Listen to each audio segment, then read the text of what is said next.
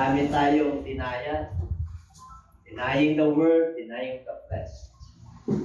At yung kahalagan ng kamatayan ni Kristo ay napakalungkot kung hindi pa nila ganong maunawaan. Pero ngayon, natamasa po natin yung kaligayahan dahil namatay si Kristo. Pag hindi namatay siya, mamatay ka. Pangalawa, siya ay nilibig. Nag-aralan po natin at may mga ginamit. Kaya, nung nilibing si Kristo, kailan nag-inuman? Kasi, hindi niya alam. Patay. No? Patay. Inuman, nagsasayahan. Kasi patay nga, kasi inilibing. Ang number one na natutuwa nung nilibing si Kristo ay si Satanas. Ang kakakala ni Satanas, victory na siya. Amen po? Maging yung mga high priest, akala nila hindi na mabubuhay si Kristo. Kaya ang pagkakala, maging yung mga alagad, nawalan sila ng pag-asa. Nawalan sila ng pag-asa. Kaya nag-isda muna si Pedro. Amen po? Talagang hindi nila natanto ng ating Panginoon ay lagi niyang sinasabi sa kanila na ako'y mabubuhay na ulit. Hindi nag-sink in sa kanila. Amen? Alam niyo ba na maraming Kristiyano na ganyan? Tinapos na ni Kristo sa cross, nandiyan yung instruction, nandiyan na yung Holy Spirit, pero hindi pa rin sumusunod. Lahat ng mga pagkakataon at pribilehiyo at pagpapala ng Diyos ay binigay na niya sa kanyang mga anak. Bakit sinabi pa ng na kukunti ang makakapasok?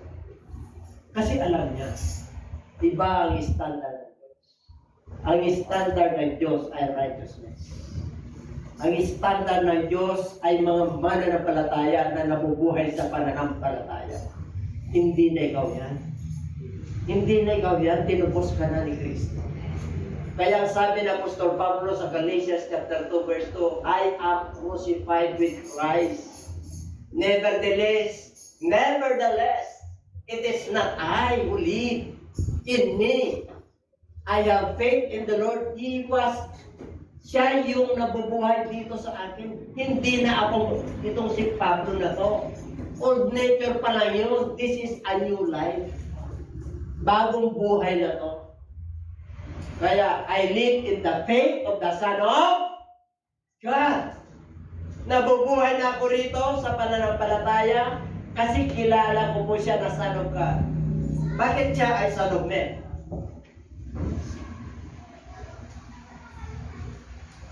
Ang Son of Man po, lineage po siya ng hari.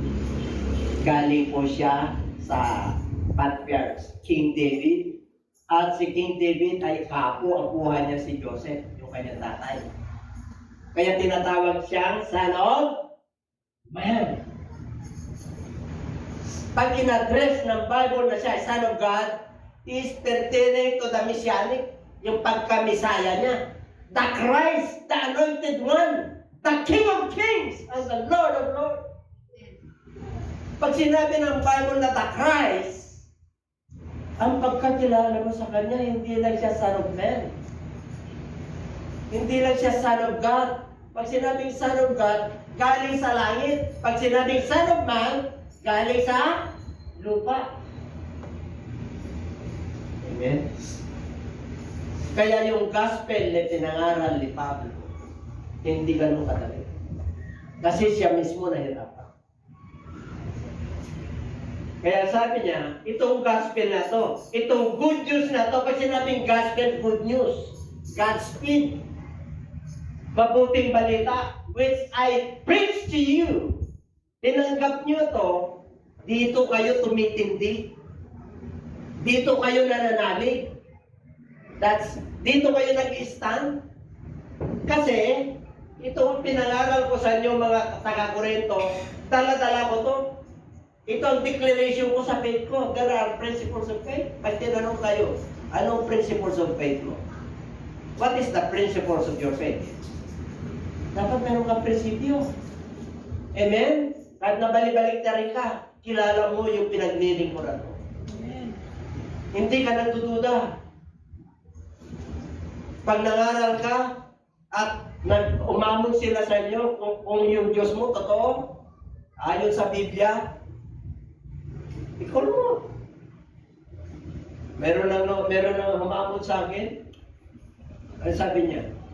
Kung totoo yung Biblia mo, pupunta tayo sa ilog, sa dagat. Ang sabi niya, akap mo yung Biblia mo, akap ko itong report ko kung sino mabubuhay. Nasa Bible ba yun? Wala. Kung pinatulang ko yun, di bang mga ko, kaya matalino kayo mga anak ng Diyos. Baka mamay matisip tayo, kagaya ng sinabi ni Brother Andrew, totoo nga ba? Hindi wala na ako rito. Napaya na ako rito. Ipapatulan mo yung magmang, di lalo ka magmang. Mga brothers nila. Pag ikaw ay matalino na ng Diyos, you must stand. Yung good news, yung salita niya, yung instruction niya. Kaya sabi niya, ano yung dapat nating tayuan na mabuting balita? 2. Ito yung which also you are saved.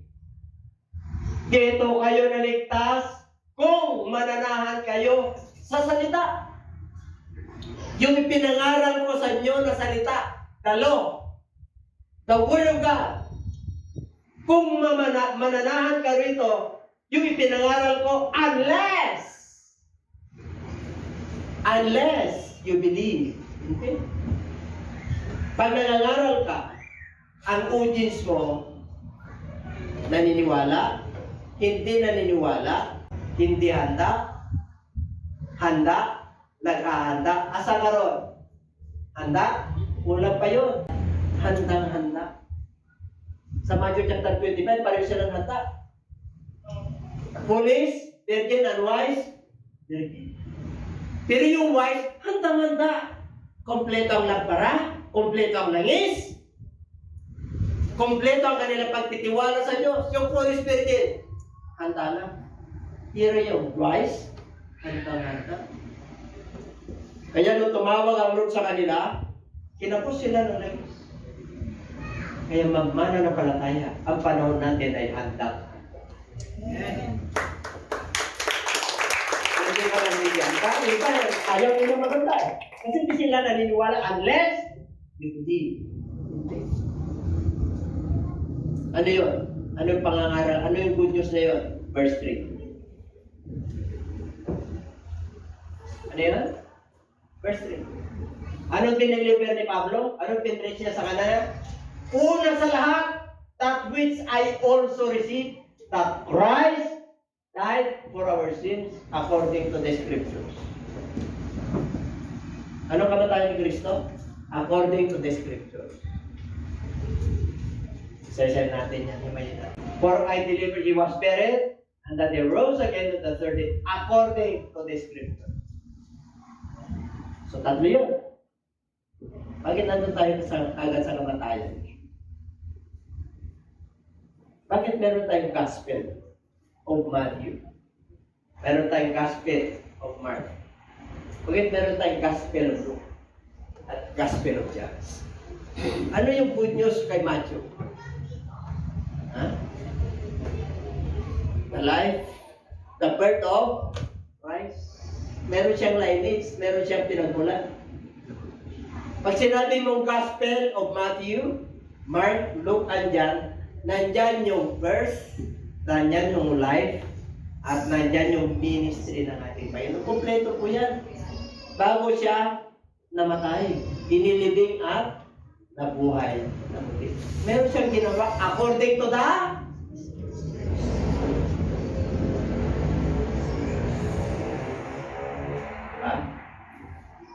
plano na ng Diyos po yan. Plano na ng Diyos. Na siya ay mamatay, ilibing, at mabuhay na lumilig, at papalik. Plano na ng Diyos yan. Kaya wala ka ng talo. Kasi si Pablo mismo, nakilala niya, in-apply niya sa sarili niya yung pinapangaral niya. Nalaman niya yung kahalagahan ng kamatayan ni Kristo. Hanggat hindi mo ma-encounter at mapangalagaan yung kamatayan ni Kristo sa iyong buhay, walang significance yan. Pero tayo mananampalataya, yung kamatayan ni Kristo. Grabe po. Yung pananampalataya mo, pinapasalamatan mo, dahil dumating siya. Nagkasala ang tao, ano sabi? Sa The Fall of Men, nagkasala sa Genesis chapter 3, may regalo kagad ang Lord. Nagkasala, may solusyon kagad. 3:15.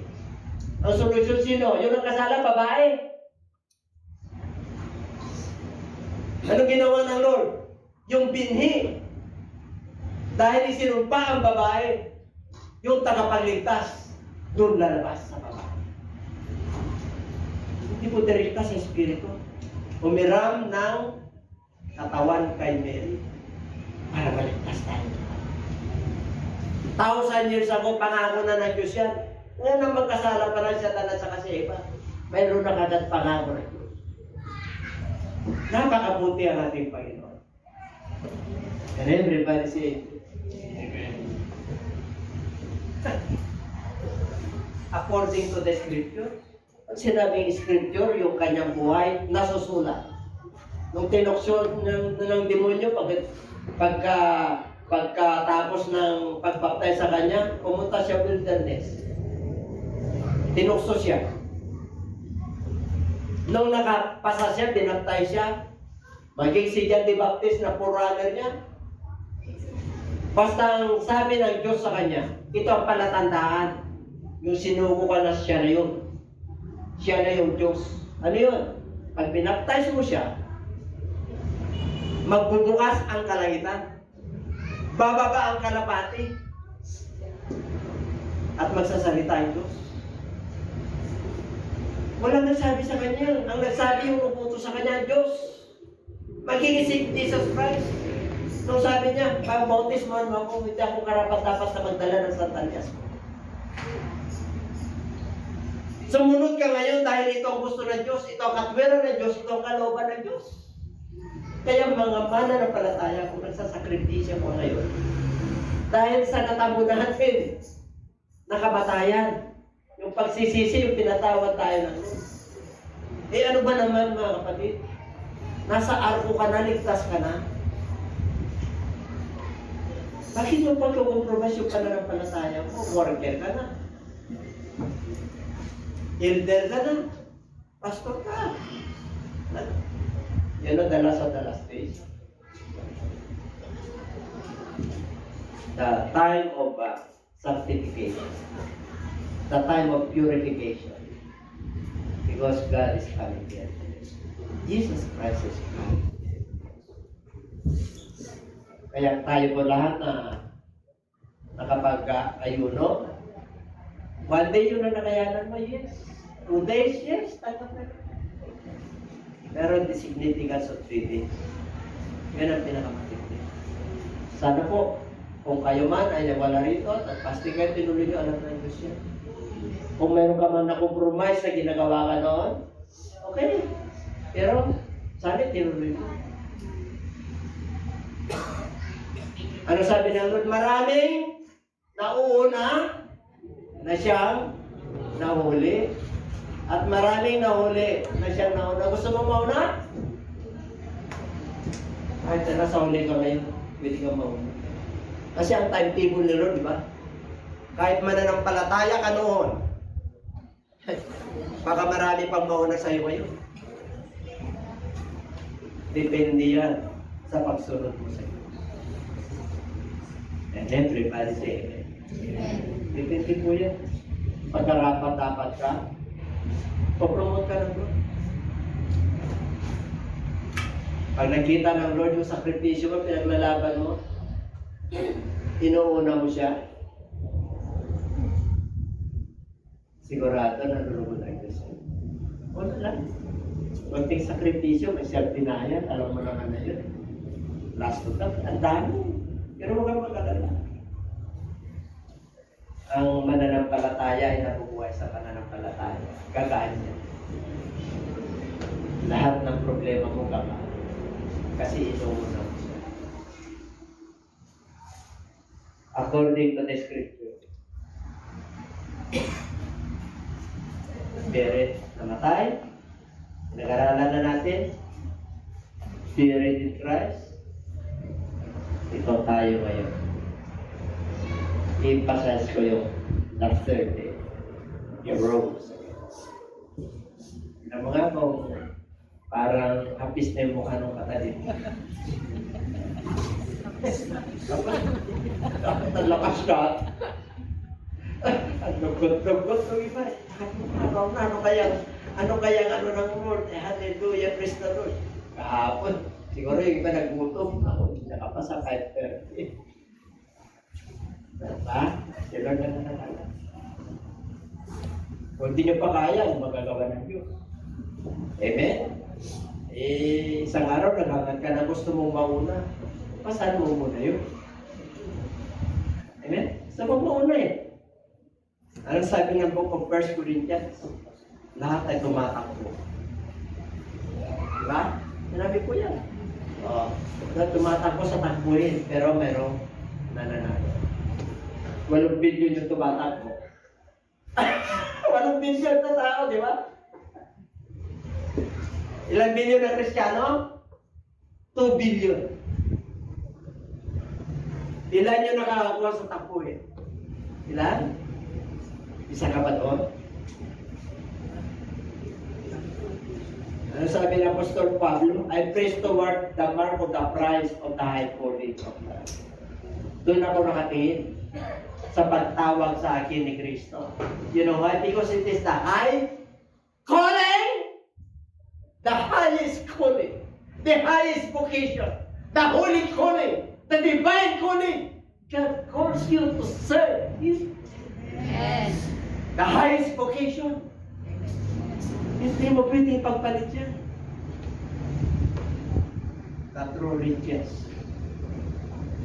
You cannot serve two masters at the same time. Whether you hate the other or you love the other. There is only one direction. Level up. Hallelujah. Ang dami mong problema noon. But if I saw heaven declares your goodness, mawawala yung mga problema. Because I stand on your promises. I stand on your word. Pag dumating ang tukso, the word that is hid in my heart, that I have not sinned against you. Dahil yung salita mo, aking iningat, hindi ako magkakasala laban sa. And everybody say,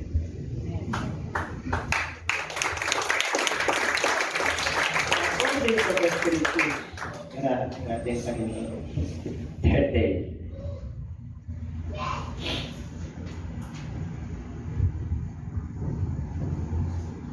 Alam nyo, yung third day na yan, napakahalaga. Naalala ko yung accountant natin. Sabi niya, ang first night I wasted. Ang second night ay Thursday. At ang third night ay Friday. Ang day ay Sabbath day. Tama? May accountant tayo rito eh. Sabbath day, Sabado ang. Pero bakit sino ang unang dumalaw sa libingan? Si Mary. Matthew 28.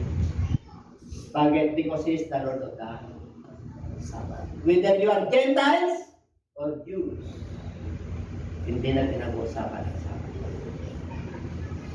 And everybody say Amen. Ang mahalaga, may Sabbath ka sa Lord. Amen. Diba? Kaya dito po, verse 5 na tayo. And that he was sent by Cephas, then by the 12.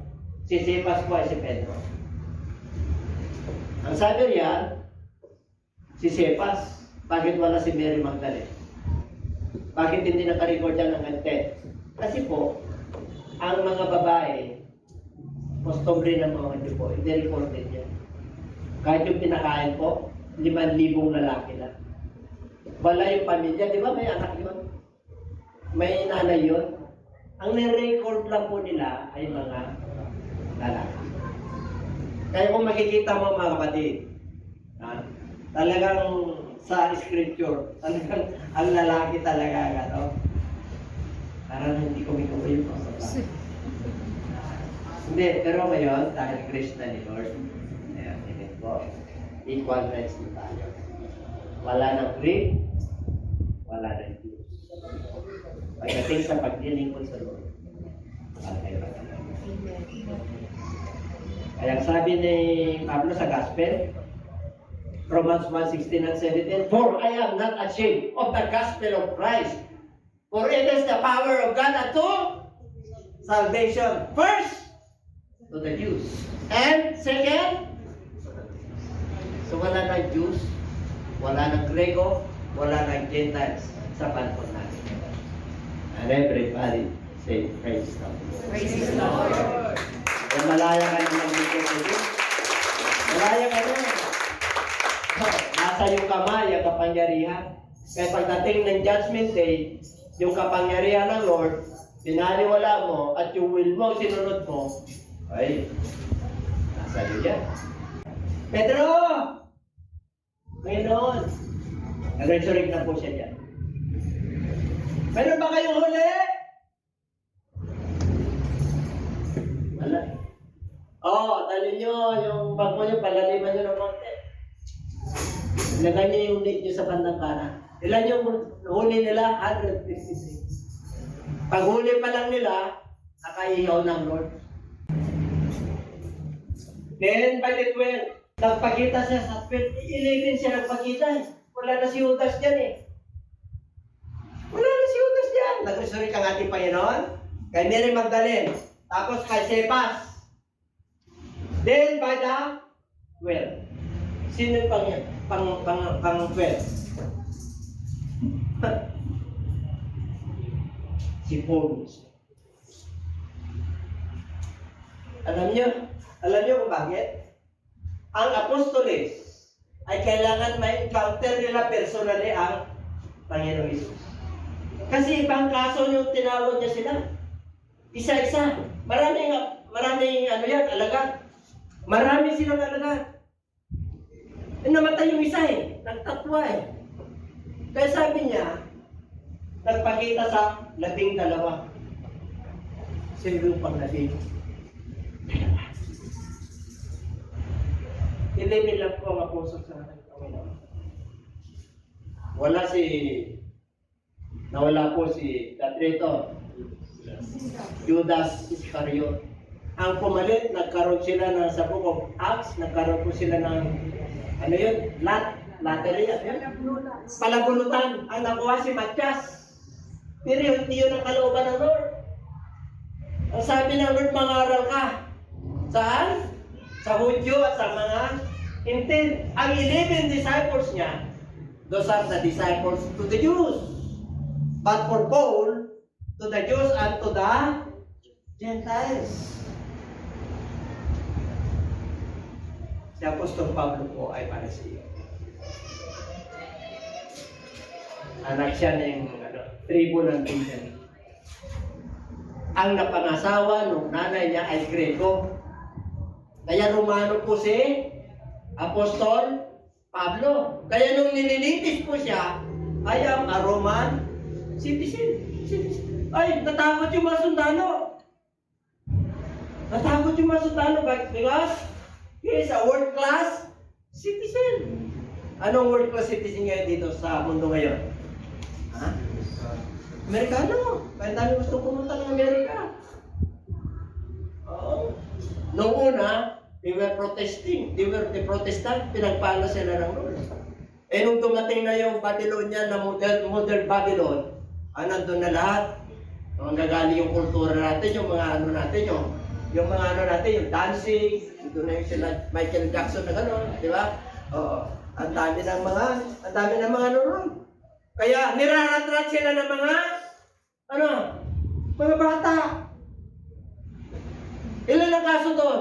Ngayon pa lang. Year na to. 19. Bakit po? Kasi nung una sila, kasi mga First Protestant Christian Gentiles ang tawag yan. Ang mga Christian Jews, pumunta, naglipa na po yan. Sila Trump, mga Christian Jews po yan. Mga Hudyo po yan, lahat po nila. Sila Hitler, mga Christian yan, may pinagmulan yan. Kahit yung labanan ngayon sa Russia, Hudyo yun eh. Sinitsisisisky, ano yun? Hudyo po yun. Ay, mga kapatid, kailangan pa kayo Hudyo. Ha? Kahit na Gentiles ka, pag nananalig ka kay Kristo, ano sabi ng Book of Romans? Nakaugpong ka. Saan? Sa anak ng Diyos, you are righteous. Yung dati na binhi, na sinumpa, mga Hudyo, ang righteous lang. Pero dahil sa pananampalataya mo kay Kristo, you are righteous in the sight of the Lord. Tapos yung kamatayan niya, pinagpapalit natin yung pagkalibing sa Kanya. Very significant yan. Lagi nating sinasabi yan, namatay si Kristo. According to the scripture, anong gagampanan mo? Manampalataya ka, magsisi ka. Tanong, marami nagsisi. Pangalawa, dami na bautismohan.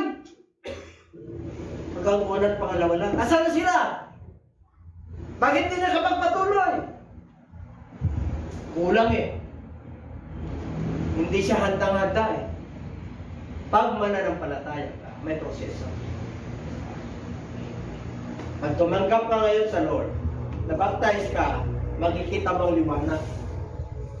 At makikita ang liwanag sa iyo yung mga dati mong kabarkada. Kasi mag-iilaw ka. Uusihin ka ngayon. Kaya kailangan pasahan mo yung resurrection power ng ating Diyos. Huwag kang huminto sa death, the burial. Kailangan tuloy-tuloy. You must continue to believe on the Son of God. Nagpapatuloy po tayo. Kaya yung mga apostoles, and they continued steadfastly in the apostles' doctrine, and breaking of bread, and in fellowship, and in prayer. Nananatili sila matibay. Kaya nung usigin sila, yung mga apostoles, lahat sila halos pinatay, martyr. Bakit? Ang tindi na ng pananampalataya nila eh. Napakatindi na yung pananampalataya nila. Bakit po? Doon nakilala nila si Lord. Tignan mo nga ang Luke chapter 24. Meron ako nalala. Luke chapter 24 verse 47. 46 muna. Alam niyo po, kasama nila si Lord, hindi nila ganong kilala. Hindi pa. Kasi, kaya nga, minsan nawala sila ng pananampalataya eh. Minsan, di ba? Nagkaroon po ng bagyo sa gitna. Natutulog lang ang Lord eh. Pero nakalimutan nila ba? Lulubog din ang Lord eh. Di ba? Yung baga sa nawawala sila minsan, na-misalign sila. Kasi nga, kasama nila si Lord, akala nila sa loob man lang siya. Nakakaya nila. Kasi ang akala nila, ang Diyos ay Espiritu, ay totoo naman. Pag nakita mo ang Diyos, mamamatay ka. Eh, nakita nila si Jesus Christ. Hindi sila namatay. Bakit po? 1:3 na book of Hebrew. Ang larawan ng Diyos na hindi nakikita ay si Kristo. Kasi may mission siya. Pero pag nakita mo ngayon si Kristo na nandun na sa trono ng Espiritu, ay tapos ka na. Kaya ano sabi ng Bible, nung nangangaral ang ating Panginoon, tayo mga Gentiles, sabi mo sa katabi, mas mapalad ka. Sinabi ni Kristo, mas mapalad ang mga tao na nananalig sa akin na hindi ako nakita. Isipin mo, di natin nakita, naniniwala tayo. Hindi lang tayo naniniwala, nagtitiwala tayo. Amen? Kahit anong mangyari, parang si Shadrach, Meshach at si Abednego. Alam niyo mga kapatid, lahat ng mga privilege nasa atin na. Lahat.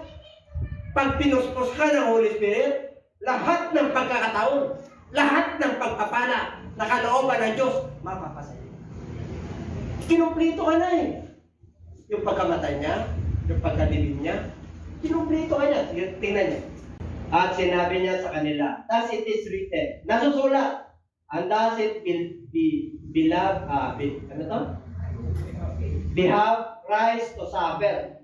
Siya kay, nasusulat po yan na siya ay mamamatay, ililibing at mabuhay, and to rise from the dead the third day. 47. And that the repentance and remission of sins should be preached in His name among all nations, beginning at Jerusalem. Kaya nangangarap tayo. Pag mananampalataya ka na, where is your Jerusalem? Where is your Jerusalem believers? Your family? Where is your Judea? Your relatives? Where is your Samaria? Your classmates, your office mates. Antos na taraparo, pag pumunta ka sa abroad, nag-iilaw ka pa rin.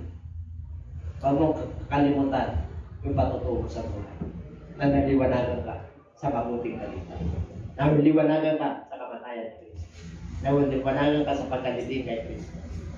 Lalo kang maliliwanagan, nagpapatuloy, dahil puspos ka ng Banal na Espiritu. Buhay ni Kristo, ang pag-aralan mo at kamatayan ni Kristo. Buhay pala ni Kristo, bata pa lang. Dami na nagpuri sa kanya. Yung iba dinaniwala siya yun. Scripture, according to the Scripture, yung life ni Kristo, 7:14 ng Book of Isaiah. Ito ang palatandaan ng dalaga ay manganganak. Isaiah 9:6, ito ang palatandaan. Manganak ng isang lalaki at ang kanyang pamamahala ay nasa kanyang balikat. Siya ang prinsipe ng kapayapaan. At siya yung Diyos, mighty God. An everlasting buhay ni Kristo. Ganda na, nakahula na. Sa Genesis pala, nakahula na eh. O kayong mga babae ngayon, kayo ang kaligtas. Kayo ng kaanak, dahil niligtas kayo ng ating Panginoon sa pagkakasala.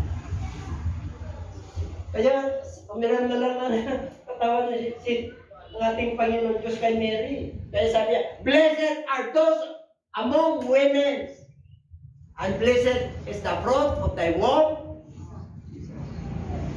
Kaya mapalag kayo mga babae. Amen po. O kayo yung unang tinukso ni Satanas eh. Kayo yung unang tinukso, kaya nakatayo si Satanas, binurungan kayo. Diba? Totoo ba yun? Tingnan mo lang, bawal. Magiging Diyos ka rin. Ipuin mo. Sarap tingnan. Kainin mo, mas masarap yan.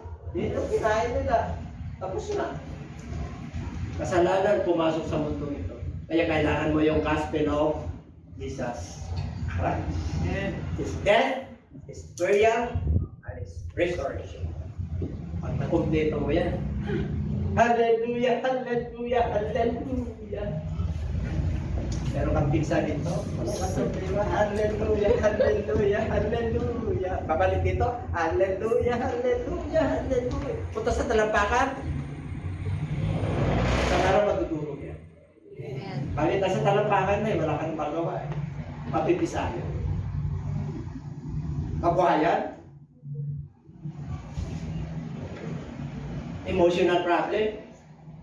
Kumusta na yung ano na? Lumala. Pag hindi sila susunod kayo. Sabi mo sa kanila. Very important mo sa akin. Pag hindi ka sumunod-sunod, paalala ng Lord yun eh. Taka na ng Bible study niyo. At titigas ng ulo. Meron talagang tupa ng Diyos. Pag nangaral ka, welcome talaga ang salita ng Diyos. Kaya lang yung iba, wini-welcome sa una lang. Ang tawag po dyan ay manyana. God for Sige na. Ang daming mga nananampalataya naman yan na habit eh. Hindi to dapat nagpapatuloy ka hanggang sa dulo, hanggang buhay ka. Naglilingkod ka. Ano yun? Yung pag-ibig mo, yung talagang nagagalak ka, you serve the Lord with gladness. Nandun yung first love mo. Hindi nagbabago. Kahit ang daming bagyo, ang daming calamity sa buhay na dumarating, parang madilim na, pero nandun ka pa rin. Yung iyong ulo ay nakalitaw pa rin, yung pananampalataya mo, nakatingin ka pa rin sa mga pangako ng Diyos. Anong sabi ng Bible? Kung naranasan mo na ito, you must lift up your head towards heaven. Because your salvation through it.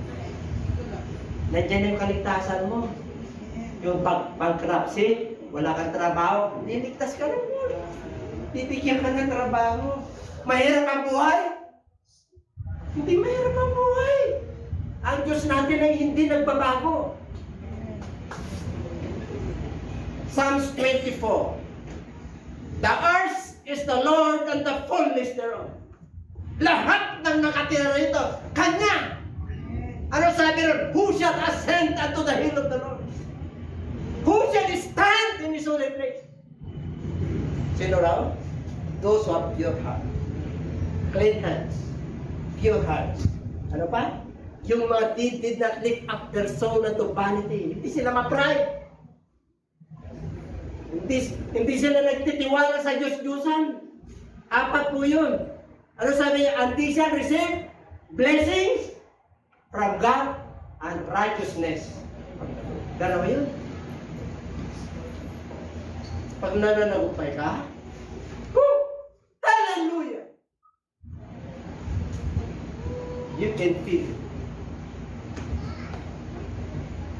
May karamdaman ka, gagaling ka. Siyempre, bulsa mo, putas, tatahiin ng Lord dyan. Bibigyan ka ng bagong bulsa. Bulsa ng Diyos ang ilalagay sa'yo. Pag bulsa ng Diyos ang ilalagay sa'yo, kahit na tama-tama lang yan, makukunti. Sinabi ng Lord dyan sa Psalms 23. Hindi ka magkukulang. The Lord is my shepherd. I shall lack nothing. Bibigyan ka nga ng table, kahit na nandiyan ang demonyo eh. Sa verse 6 ng aklat ng 23:6. Goodness and mercy shall follow me all the days of my life. And I will dwell in the house of the Lord. Ay, ikaw ay tupa ng Diyos. Kahit natuyo na ang pastola, nandun ka pa rin sa green, pinahid. Amen? Kahit na evil darating sa'yo madilim, I will prepare a place for you. Table, pagkain, blessing. Everybody say amen. Kaya pag ikaw ay mananampalataya, lahat ng opportunity, the avenues of blessing, ang dami, pipiliin mo na lang. Ipitasin mo na lang. Hindi sa likod mo. Mamimili ka. Ayun ko, inumpito mo eh. Hindi ka huminto sa kamatayan, hindi ka huminto sa paglilibig. Hanggang ngayon, nagpapapuspos ka. Hindi nagbago yung iyong pananampalataya. Dumating ang bagyo, natututo ka, hindi ka natitinan, tumatatag ka. Your faith is established with you. Because you are stand on the rock. Who is the rock? The rock of all ages. Ano mang panahon, ano mang situation, yung rock, yung foundation mo, na kay Jesus Christ, kumpleto ka. Hindi ka matitinan. Ganon tayo kamahal ng Diyos. Alam niyo mga kapatid, wala akong nabasa, o hindi ko narinig. Totoo po yung sabi ng ating Panginoon sa Book of chapter 24. Marami pang ginawa ng Lord na himala, na hindi kaya sulat sa aklat. Kaya pag ikaw, nakasunod sa Lord, pwede kang gumawa ng ito. Dahil sa ginawa sa iyo ng ating Panginoon. Yung mga ibang sinasabi ko po, hindi sa pagsabi. Wala akong nabasa, hindi ko nabasa, hindi ko narinig. Direkta sa Diyos. Revelation. Akala ko noon, nakahanap ako, bakit ang mga tao nagtitiis, nahirapan. Nung na-born again, bakit yung ganito? Ganun pa rin. Yung pala may hinahanap ako. You must be born of God. Iba yung born of God. Iba yung born again. Ang born again, proseso ka. Anak tayo lahat ng Diyos sa pagkalika. We are all sons of God in creation. Nang inikha ng Diyos, ang Panginoon ng tao, Genesis chapter 1, verse 1 up to 6. Yung pag-ibig ng Diyos, sinayang na niya. Very good lahat yun. Hanggang verse 31 ng book of Genesis chapter 1. Nagkasala ang tao, may regalo kagad. Thousands of years pa, ang tigas ng ulo ng tao, kaya pinalalahanan niya sila. Sa disyerto pa lang, 40 years. Nagtakbay sila, dapat 40 days. Dahil sa tigas ng ulo na nature ng tao yun. Pero kung ikaw ay mananampalataya na, bakit matigas ang ulo? Hindi ka puspos. Bakit matigas ang ulo? Bakit pananampalataya mo? Pawinda-winda. Bakit matigas ang ulo? Hindi kulang pa. Bakit matigas ang ulo? May reservation. Hindi nakakatanggap ng huli. Namuhay pa siya ng kasalanan. Hindi naman nakikita ng pastor yan o bishop yan o hindi. Eh minsan sikreto ng asawa mo, hindi mo alam eh. Ang bait-bait. Pero minsan, hindi mo alam eh. Sino nakakalam? Sino mandaraya sa lahat ng tao, ng bagay sa katawan ng tao? Puso. The deception and the deceiver of all is the heart. Okay, no eh. Sino nakakalam nito? Palagi nyo ba lahat ng mga sikreto nyo sasabihin nyo sa ama nyo sa buhay? Eh, meron kayong hindi masabi kasi masasaktan. Tama?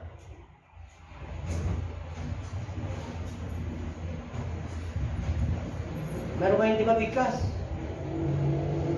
Kasi baka yung pangpangkulan nyo ng laban. Kaya, ang Diyos lang nakakalam ang buhay natin. Kaya pagdating ng Judgment Day, na tayo tatayo doon. Walang isinted dyan. Lahat ng nilalang ng ating Panginoon, tatayo sa kanyang harapan. Yan isa sa inyo. Ikaw na mismo pupunta mo, you can choose your own destiny. Alam mo na, pinag-aaral na kanina. Pag dumating ngayon si Lord, saan ka pupunta? Pag ginawa ka ngayon ni Lord, saan ka pupunta? Di ba nagdudutang yung pananampalataya? Sabihin, kilala mo yung gusto mo na nagdilikuran mo. Pag sinabi namin naman na ito ang gawin mo, yung masabihin. Ito yung mga ayaw ko, yung masabihin. Namatay na ako para sa iyo. Para mabuhay ka. Nilibing na ako para sa iyo. Kasama kita sa libingan. Bakit? Sa takdang panahon, magre-resurrect ka. May say-say pa yung ginagawa natin? May say-say pa?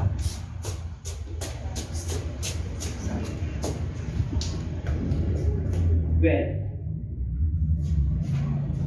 11 lang yan. 6. And that he was sent over 500 brethren at once, whom the greater part remain to the present, but some have fallen asleep. Namatay na.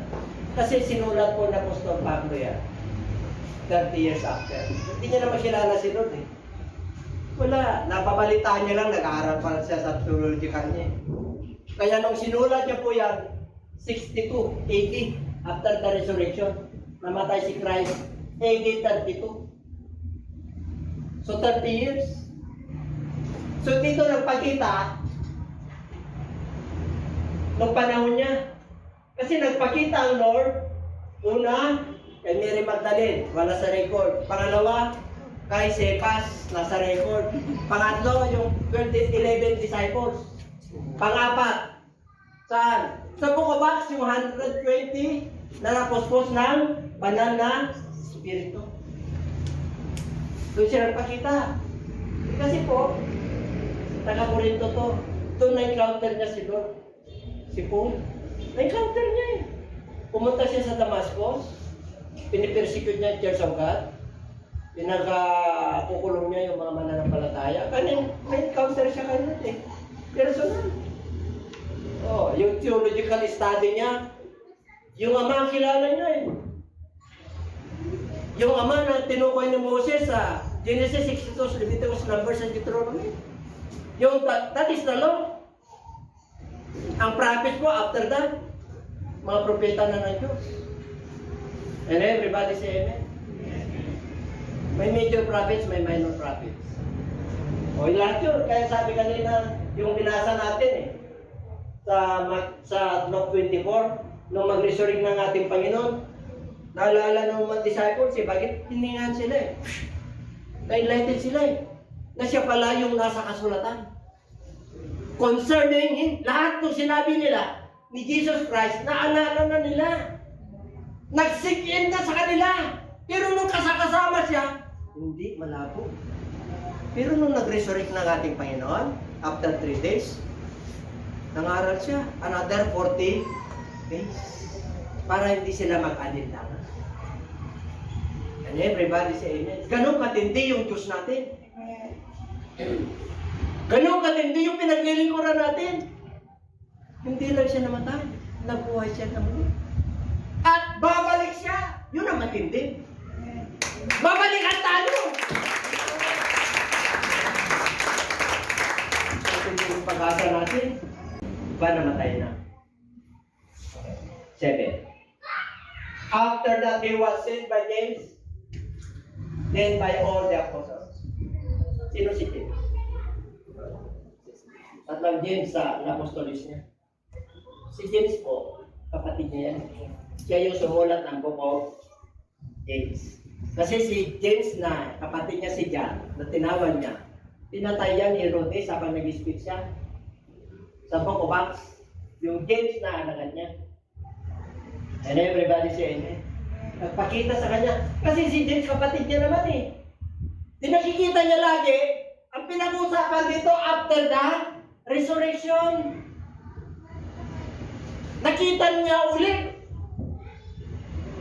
Kaya pag nagpakita sa'yo, nagpahayag sa'yo ng ating Panginoon, hindi na lang magpapakita.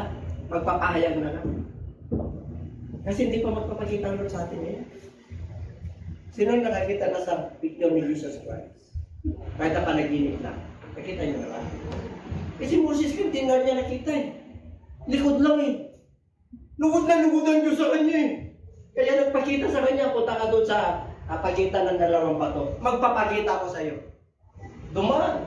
Ano nakita mo Moses? Likod mo. Asan yung mukha niya? Sa New Testament. Doon dumating si Kristo. Siya yung kabuuan yung naraman ng Diyos na hindi nakikita. Tayo.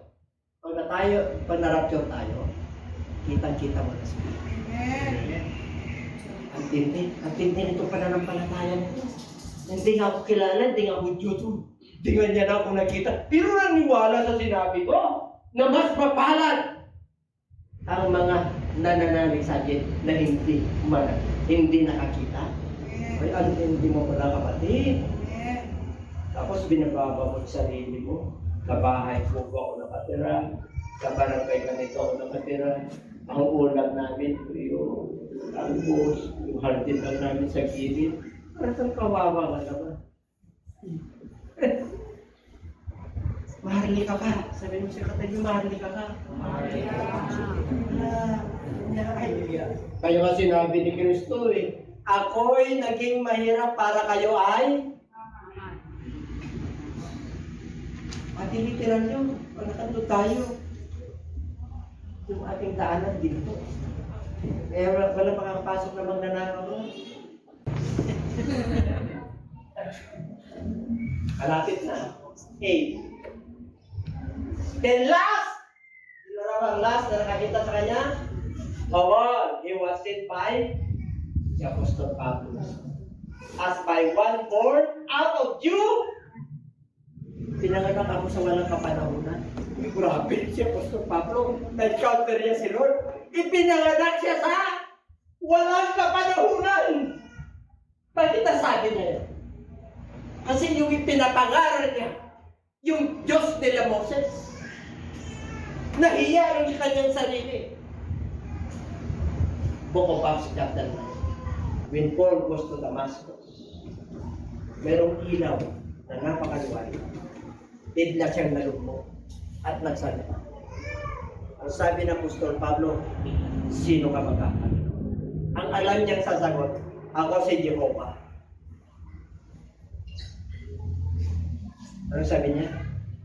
I am Christ, whom you persecuted. Sino inuusig ni Paul? Ang mga mananampalataya. Pero inuusig niya si Kristo. The first encounter of Paul, nandun ang turning point niya of kanyang buhay of life. Yung pananaw niya, napulag po siya ng 3 days and 3 nights. Hindi siya kumain, absolute fasting. Sino ang ginamit ng Lord? Si Ananias, yung isang propeta. Sabi ng Lord sa kanya, puntahan mo yun. Ay, mamamatay tao yun. Persecutor yun. Hindi, ginamit ko siya. Tinawag ko siya. Kinausap ko siya. Na siya ang magiging mga ngaral sa mga ito. Pag pinili ka ng Lord, ano mo na? Tayuan mo na. Pag pastor ka rito sa JCNJAA, tayuan mo na. Ang daming sagabal ka na. Diba, Pastor Andres? Ang dami ba? Dami ba? Pinagpahal na kayo. Ayan ang tayo kayo. Ako sila hindi ako nagsabi. Bakit si Peter? Mangingista. No, si Andrew. Mangingista. Oh, si John at saka si James. Mangingista sila. Pero sila yung mangingista na may pangpa. Sila yung mangingista na fishing magnet. Pinawag sila ni Lord, hindi lang talaga ano. Kaya nung nangaral si Apostol si Pedro, saan kayo nagagala yung makarunungan nito? Na mga yung mga tao because they turn the world upside down. Alam niyo mga kapatid, hindi na pinag-usapan dito kung back 61 ako sa DB Community School ng Tigil. Wala sa Pangasinan yung DB po dito Pangasinan. Yung lugar namin wala, kahit na tuldok. Nandun lang po sa munisipyo ng Bulinaw. Pero sa Pangasinan wala, ang nandun lang, Bulinaw. Pagdating mo sa Bulinaw, tuldok pa rin. Matandiyan mo kung anong ginawa sa'yo ng Diyos. Ano ba naman ako sa harapan ng Lord? May sila ko, hindi ka alam. Pero mga kapatid, ano sabi na? If you lift up the name of the Lord, I will draw all men to you. Pag itinataas ko ang pangalan ni Jesucristo, saan man ako naroon, lahat ng uri ng tao, sila ay lalapit sa Kristo, gagamitin ka niya. Amen. Amen. God. Kaya kayong mananampalataya, mahalin ka ka. Brother Albert, mahalin ka ka. Huwag ka parang kawawa doon. Hallelujah, Brother Albert. Dalawa yan eh. Albert San Carlos, Albert. Mga taran. O, mga ano kayo? Pero mo naman, pinagmamalaki ka ng Diyos sa harapan ni Satanas. Uy, wala ko na yan, papastig yan. Nakatatlong araw yan. Yung isa nakaisang araw yan. Yung isa nakadalawang araw yan. In-apply nila yung kamatayan ni Kristo. Yung pagkalibing kay Kristo. At yung iba hindi nakakapasa. Pero tuloy-tuloy pa rin ang pag-isip ko sa kanila. Ganun. Ay, biro mo mga kapatid, ang Diyos ay Diyos. Nananatiling Diyos without any condition pag umibig. Ang dami tayong ginagawang kapalpakan, pero Diyos pa rin. Grabe ang Diyos natin.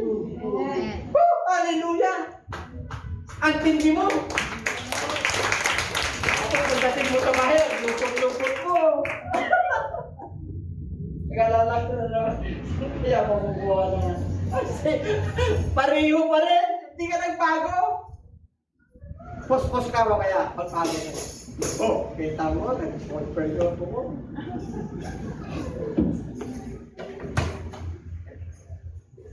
Parang marami pa ang confirm siya. Itim ba kayo?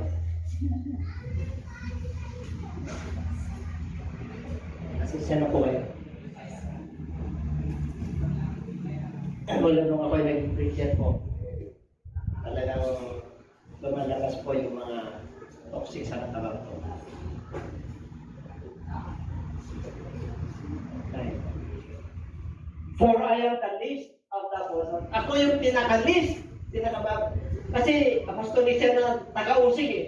Who am not worthy to be called an apostle because I persecuted the church of God. Nanlilit si Pablo, talino niyan. The law of the land and the law of God. Grabe. Lumaki siya sa paanan ni Gamaliel. Sa Jerusalem, pag sinabing paanan ni Gamaliel, ay nandun ka mga kapatid sa mga professor niya na Mendoza o abogado ka. Kailan niyo si Solicitor Mendoza? Matanda na yun. Yun yung mga abogado na di kampanilya. Ay, our judge is a judge of what? Ang mga abogado natin ang ating Panginoong Hesus. Kaya huwag kang matakot ng aral. Amen. Siya magtatanggol sa'yo. Pinagpala. So, kaya kung kayong mga walang pamasahe, punta kayo. Oo. Ano ba naman ako? O, palibre mo na ako dyan.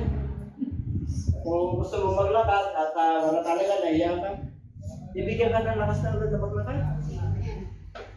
Pagdating ng Judgment Day, ano sabi ng Lord? Hebrews chapter 12, there are clouds of witnesses. Mananampalataya ka, there are clouds of witnesses. Hindi ako makapaglikod, busy ako. Kaya tatayo doon. Mas busy ako. Marami anak ko. Ilan anak mo? 4. May tatayo doon sa buwana. Paglilipod. Hindi ka makakapagtago sa Diyos. Pag, ano ka? Para kang si Jonah. Gusto niyo kumalmante yung buhay niyo? Gusto niyo? Di ba ang problema kay Jonah, siya yung bagyo? Di ba nagpatapon siya para mawala yung bagyo? Pagpatapon na kayo. Bakit yun yung tingin nyo sa inyo? Ano ibig sabihin? Magpatapon na kayo sa kawain. Para pumayapa na yung hanap buhay mo, yung pamilya mo, yung sakit mo, yung... Ibig sabihin yung sakit mo nagtitrigger na. Papayapa yan. Sumunod ka na! Maglikod ka na!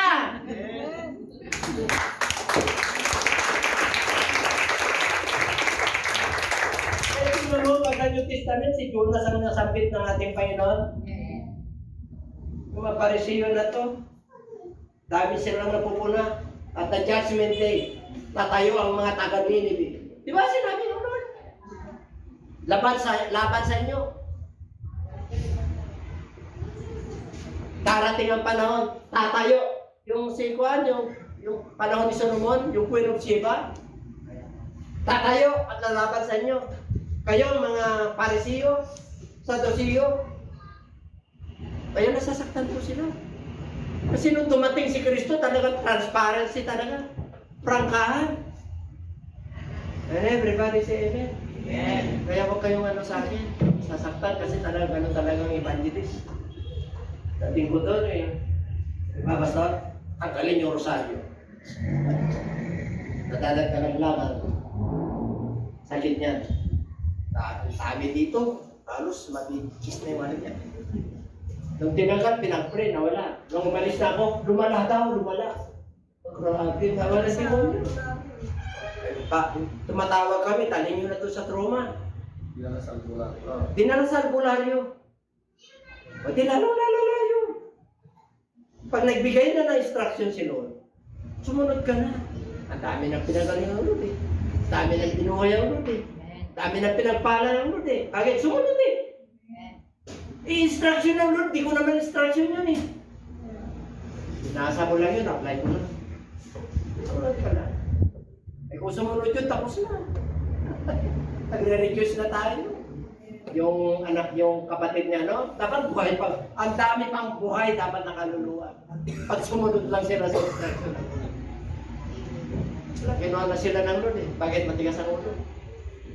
May mission pa yan ng Lord. Pag binuhay ka, pinagaling ka, may mission ka pa. Para magpatuto ka. Yung life talaga, bigay sa'yo ng ating Panginoon. Pero mo, nahihiya siya yung pinakalis. Tapos na tayo. But by the grace of God, I am. And His grace toward me was not, but I did more.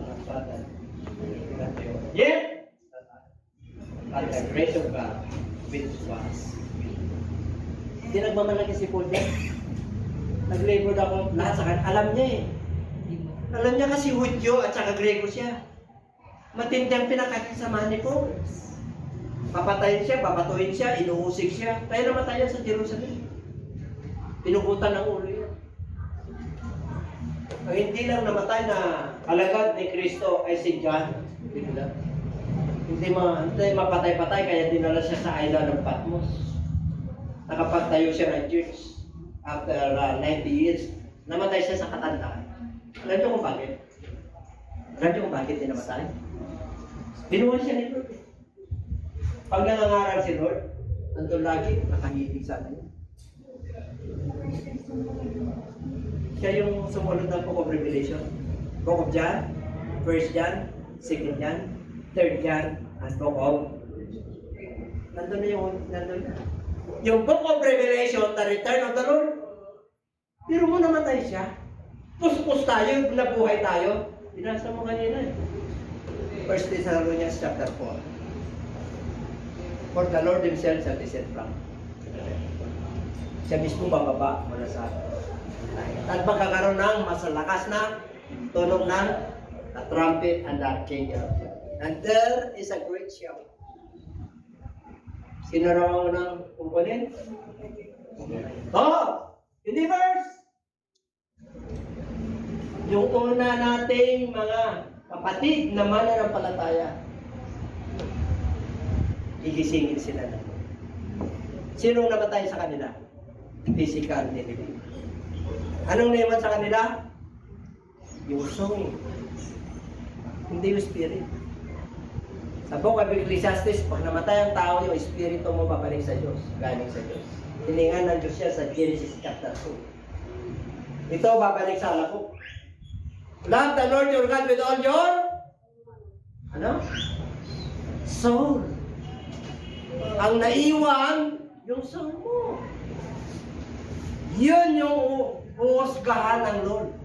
Kung ano itsura ko, yun ang soul ko. Kaya hindi tayo pwedeng magkakapareho. And everybody say amen. Kaya sabi niya, but by the grace of God, ako to. And His grace toward me was not in vain. Hindi ba naliwala yun? But I labored more abundantly. At dami ginawa. Sige lang. Hindi na ako ito. Si Jesus Christ na ito, pananampalataya ko na sa Kanya. But the grace of God, which was with me. God, rather biyaya ng Diyos. Nararamdaman niyo ba yung biyaya ng Diyos sa buhay natin? Amen. Kung mararamdaman mo yun, inspired ka lagi. Hindi ka nalulupay-pay. Di ba nangaral ako sa yung people captain? Hast thou not known? Hast thou not heard? The everlasting God tempted not nor willing. Hindi siya napabago. Those who know might, bibigyan niya. Increase their strength. Kaya, hallelujah, praise the Lord. Thank you, Pastora, sa support ko. 65 na kami. 60 na po kami. Hindi kami nagsisawa sa mission. Pumunta ako sa bawal dito. We are a missionary. Pag naging lisensya mo, yung pag-mission mo, kusog ka.